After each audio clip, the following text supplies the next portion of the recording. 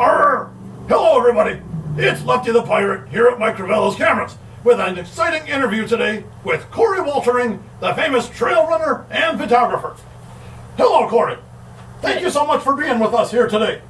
I just got a couple questions for you, and I really appreciate you being here at the store to answer these questions. First off, what made you want to be a professional athlete? Was being pro means getting a lot of attention. Do you enjoy that attention? Or is it more that you enjoy running so much that the only way to do it enough was to make it your career? How did you get into this? Yeah, Lefty, that's a great question. So, I enjoy running. I love it. I think it's fun. Road running is great, but trail running is awesome. Yeah. And so, for me, it was just something that running had always kind of been the sport that you do as a punishment for other sports, but then it turns out I was kind of good at it, and then I ran all through college, did some triathlon stuff, and then ended up being good enough that I slowly picked up sponsors, and here we are. I've been pro for the last, 9 years, and I've been running ultras for 12. That is pretty darn awesome. It's very exciting here. And now I've become aware of you because of your photography, your nature and wildlife photography. And how long have you been into photography? Yeah, photography is awesome. I have been into, I've always loved taking photos on my phone, but actually owning a camera and getting more into the art of photography has probably been a little over a year. And for me, I recently moved to Maine, and so being up in Maine with the fall colors and wildlife, it just seemed like the thing to do. I mean, who doesn't want to document that? But also, as part of being, a professional athlete, I get to travel around the world, and sometimes, the phone just doesn't do it justice. You really need a camera to capture what you're being able to see, and I love to be able to post that so people back home can see what I'm up to. That's a great answer. Thank you so much, Coree. Since you are new to photography, a lot of people we see here at the store, they love looking at other photographers' work and trying to emulate or get inspired by them. Are there any photographers who inspire you? That's a really hard question, actually, because I'm always inspired by a lot of different photographers. And when I was with the North Face for about 5 years, there were a lot of awesome athletes that were also photographers doing ski trips and hiking trips, backpacking, all of these really remote locations. And it was just really cool to see that.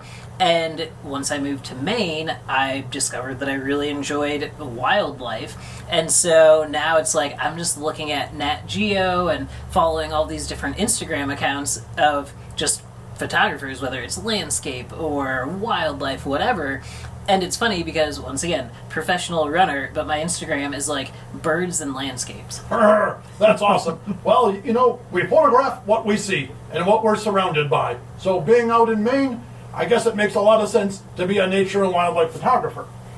Now, being that you've gone around the world for these races and these runs, you make photographs of where you go, but if you had your druthers, if you could make a choice, where would you go next to make photographs?